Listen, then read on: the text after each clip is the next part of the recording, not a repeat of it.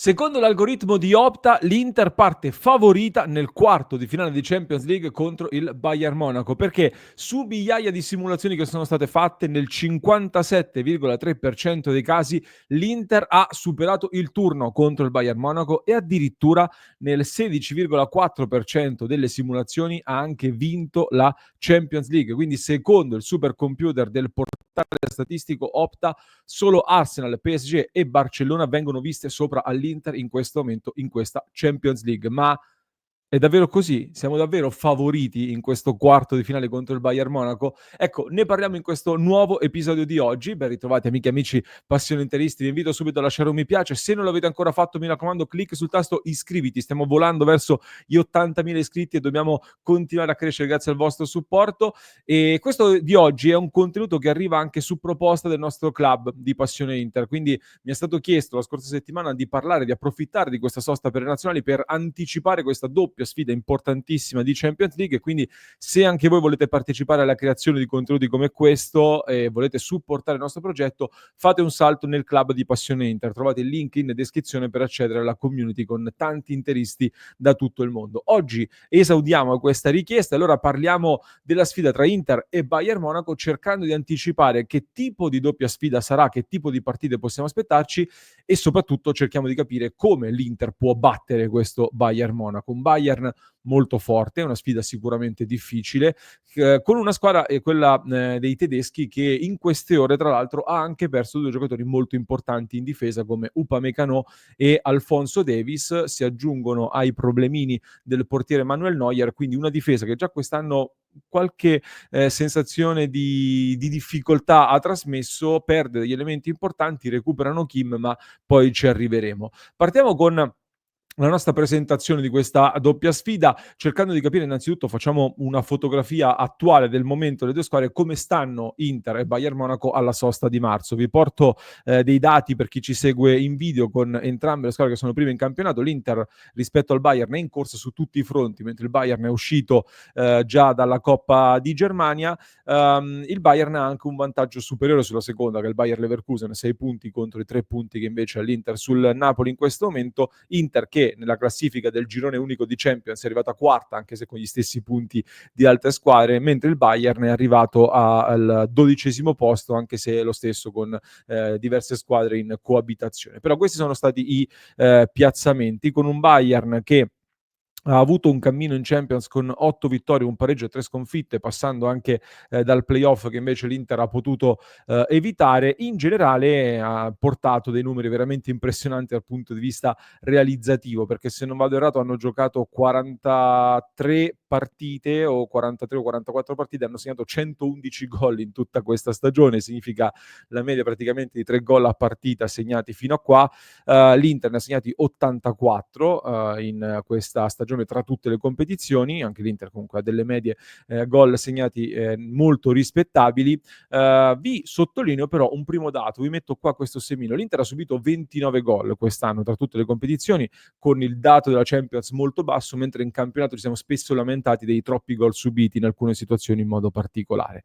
Il Bayern, ragazzi, addirittura ne ha subiti 40 tra tutte le competizioni, ed è un dato sicuramente importante. Vi lascio qui questo semino che poi riprenderemo tra poco. Nelle ultime 5 partite poi vi aggiungo che il Bayern arriva da 3 vittorie, ma anche un pareggio con l'Union Berlino e una sconfitta col Bochum. Entrambi risultati, 2 partite che sono arrivate dopo la sfida di Champions con il Bayer Leverkusen. Quindi il Bayern in campionato ha pagato le fatiche di Champions, e questo può essere un fattore da tener d'occhio, anche perché il Bayern ne ha approfittato. È uscito il Bayer Leverkusen dalla Champions per mano del Bayern, ma ha accorciato un pochino in classifica in campionato.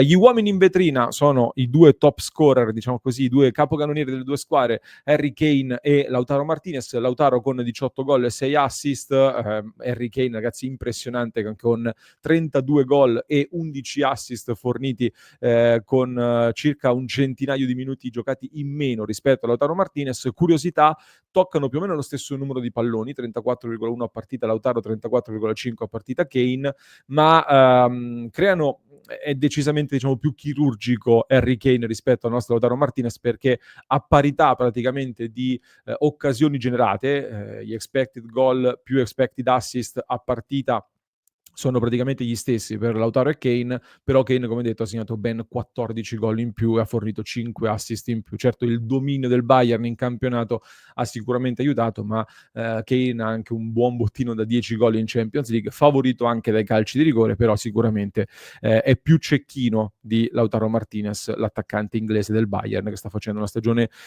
super. Venendo al Bayern, dunque, e cominciando ad entrare nella nostra analisi di questa partita e di quello che possiamo aspettarci.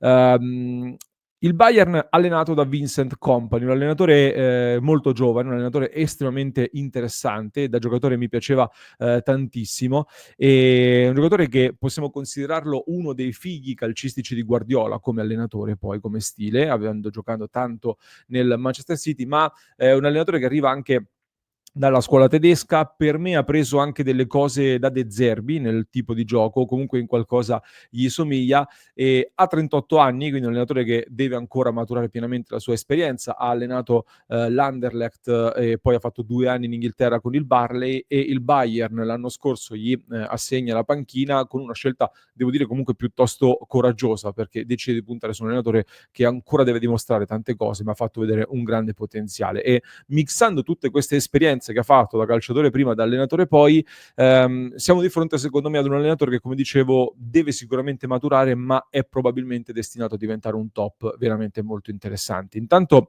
al Bayern ha fatto subito un lavoro molto importante con lo spogliatoio, dopo qualche turbolenza che c'è stata in questo Bayern negli ultimi anni. Ha dovuto gestire una squadra anche con diverse situazioni contrattuali complicate, quindi c'è stato anche qualche scossone, soprattutto nella parte iniziale di stagione, ma poi piano piano si sta sistemando sempre di più e sta ingranando veramente bene, con però qualche passo falso, come detto, in campionato nelle ultime uscite. Per identificare lo stile di gioco di Vincent Kompany e di questo Bayern Monaco, come sempre io vi porto le parole chiave del gioco di questa squadra, e parto inevitabilmente dalla pressione. La prima cosa che viene in mente guardando questo Bayern è inevitabilmente la pressione, così come la riaggressione. Questa è una squadra che ha dei dati altissimi nei palloni recuperati in attacco e quindi nei duelli in attacco, quindi una squadra che viene ad aggredirti altissima, e soprattutto che se perde la palla ti riaggredisce subito, cose che si vedono molto nel calcio tedesco, e per questo dicevo che si rivede molto nello stile anche di Vincent Kompany. È una squadra che, come terza parola chiave, non posso non mettere il dominio, perché oltre a questa pressione così alta e riaggressione così alta, è una squadra che gioca veramente pochi palloni con i difensori, perché dai difensori si cerca subito di andare a coinvolgere i centrocampisti, che hanno una grande creatività poi nel gioco, nel movimento, ma si cerca soprattutto di arrivare poi in attacco e schiacciare l'avversario nell'area di rigore, per cui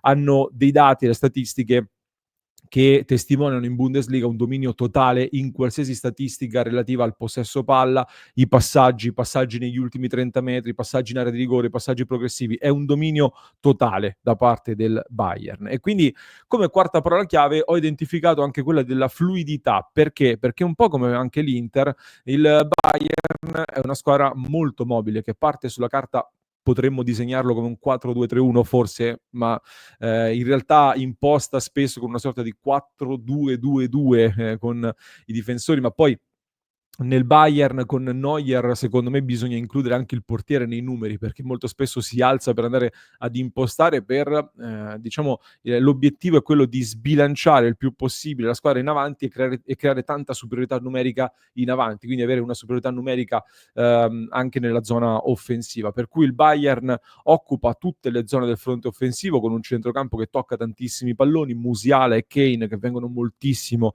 a dialogare con i compagni, e poi l'obiettivo finale però, come dicevo, è quello di chiudere con una sorta di 2-3-5, potremmo definirlo così, cioè 5 attaccanti in area di rigore, a ridosso dell'area di rigore, per avere una totale superiorità numerica sulla difesa avversaria, sempre passando però dal gioco, dal possesso palla, dal gioco soprattutto palla a terra, ecco. Infatti Andando ancora più in profondità, voglio portarvi anche alcuni dati che ho definito dati curiosi, nel senso che delle statistiche che ci possono far capire ulteriormente questo Bayern Monaco, perché come dicevo, sui dati di possesso, dei tiri, eccetera, c'è poco da dire. In Bundesliga sono primi in tutto ed è praticamente un dominio.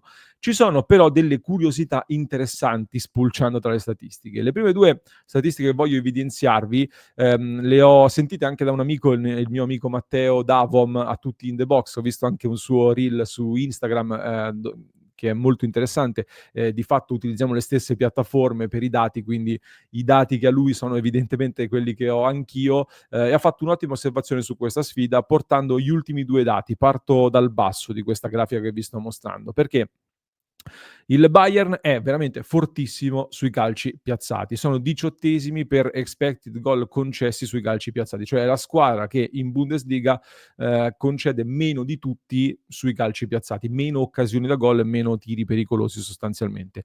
In questo l'assenza di Upamecano potrebbe far perdere qualcosina, ma hanno delle alternative forti comunque come Ito che dovrebbe sostituirlo, oppure sì, penso giocherà Ito come detto, oltre a Kim lì al centro della difesa. Comunque sono molto forti e questo purtroppo significa che per noi sarà difficile sfruttare una delle nostre armi migliori in assoluto, ovvero il calcio piazzato, che storicamente, soprattutto in questa stagione, sta diventando un'arma importantissima. L'altra statistica particolare è sul contropiede, perché paradossalmente, essendo così primi e dominanti, però sono settimi per expected goal concessi in contropiede, cioè significa che per fare quel gioco che dicevamo prima, dove ti schiacciano in difesa, dove sono molto alti, molto aggressivi, eccetera, probabilmente c'eravate già arrivati, per essere così alti necessariamente devono avere una difesa molto alta. E questo che cosa comporta? Che abbiamo trovato un primo possibile punto debole di questa squadra importante, cioè sui contropiede. Sui contropiede questa squadra concede qualcosa, concede. È settima in Bundesliga, significa che ci sono 6 squadre che concedono di meno in questo aspetto e hanno meno pericoli in questo aspetto, quindi il Bayern non è così dominante, cioè è dominante offensivamente e dietro però qualcosina lascia passare per fare questo tipo di gioco. In questo può esserci, per incoraggiarci ulteriormente, anche qualche vaga somiglianza con l'Atalanta che può farci ben sperare, perché l'Atalanta non è così dominante nel gioco, ma anche il Bayern, come l'Atalanta, gioca molto sui duelli. Quindi se l'Inter, come con l'Atalanta, è chirurgica nell'uscire dal pressing e nel verticalizzare subito con qualità, ecco che Thuram, per esempio, l'uomo che maggiormente ci viene in mente, può essere veramente devastante in campo aperto. Un po' come è successo anche contro il Monaco, per esempio, cosa che dovremmo riuscire a sfruttare. Tra l'altro, uno dei punti più sbilanciati è sulla loro fascia sinistra, in teoria, dove Davis è spesso molto, molto alto.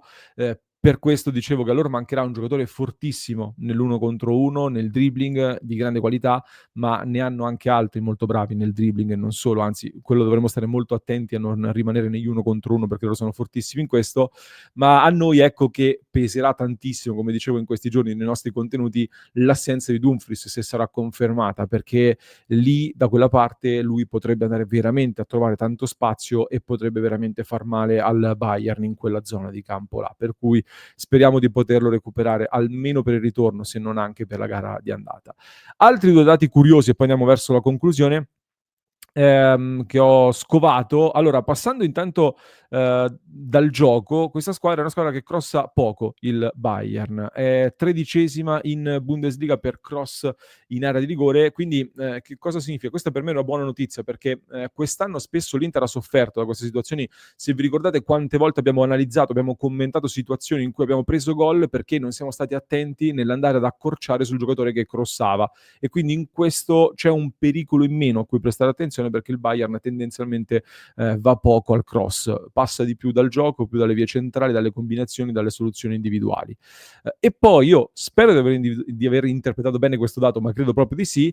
Il Bayern, ragazzi, è la squadra peggiore in Germania per percentuale di parate, cioè sul totale di tiri in porta il Bayern ha la percentuale di parate più bassa di tutti in Germania. Questo significa che il Bayern dietro comunque concede, come dicevo, e quando concede un tiro nello specchio su 2 praticamente è gol. Per cui 2 osservazioni da fare su questo. La prima è che il livello di Neuer e il suo sostituto Hübig, evidentemente non è al top tra i pali in questa stagione, non stanno facendo una stagione, dove hanno chiuso completamente la porta, anzi non sono stati impeccabili sicuramente.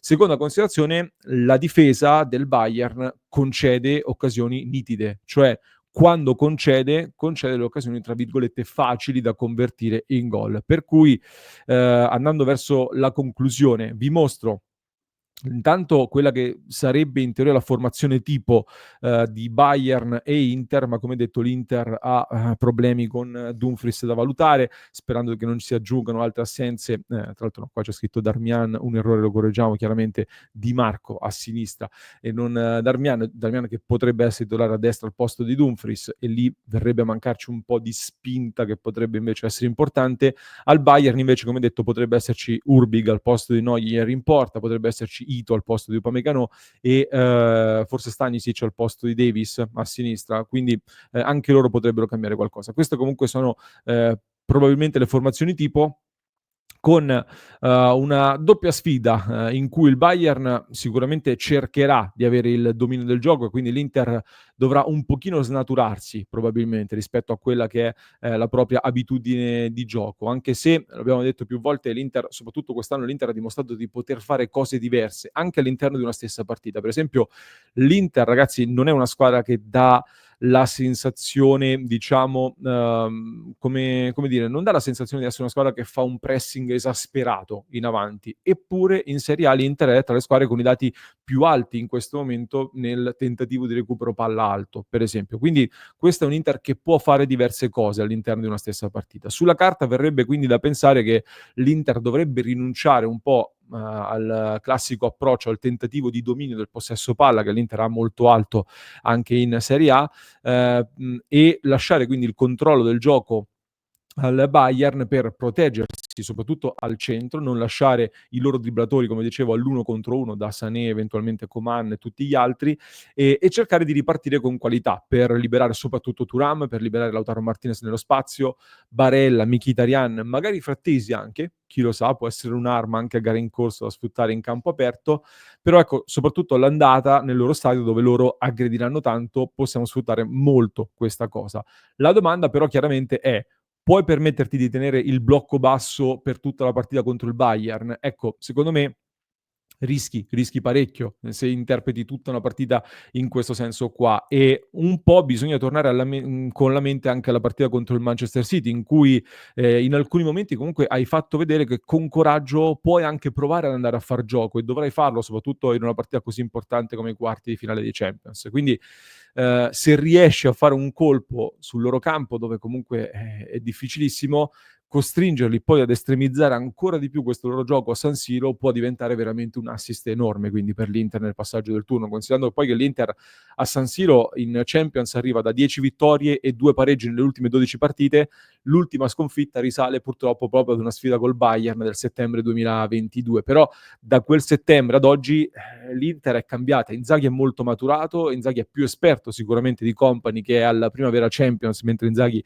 da 5 anni di fila arriva sempre almeno agli ottavi di finale, anche se chiaramente il Bayern in questo momento ha un vantaggio dell'essere più tranquillo in campionato, fuori dalla Coppa di Germania come dicevo, per cui potrebbe anche preparare con più serenità le sfide contro l'Inter, mentre Inzaghi è in lotta su tutti i fronti e con un campionato ancora apertissimo che ti porta via energie. Per cui anche per questo motivo, ecco, io non mi sento di dire che l'Inter è favorita sul Bayern, anzi il Bayern per valori secondo me parte ancora un passo avanti sulla carta, ma in campo poi bisogna giocarsela assolutamente, come sappiamo benissimo, e soprattutto non partiamo battuti come invece nel 2022, dove secondo me nella doppia sfida, vabbè che era ai gironi, però si era vista una differenza elevatissima secondo me tra, le 2 squadre. Quindi partiamo con possibilità e soprattutto la voglia di giocarcela al massimo e la consapevolezza che se l'Inter fa l'Inter, sicuramente può mettere in difficoltà questo Bayern. Sono curioso di sapere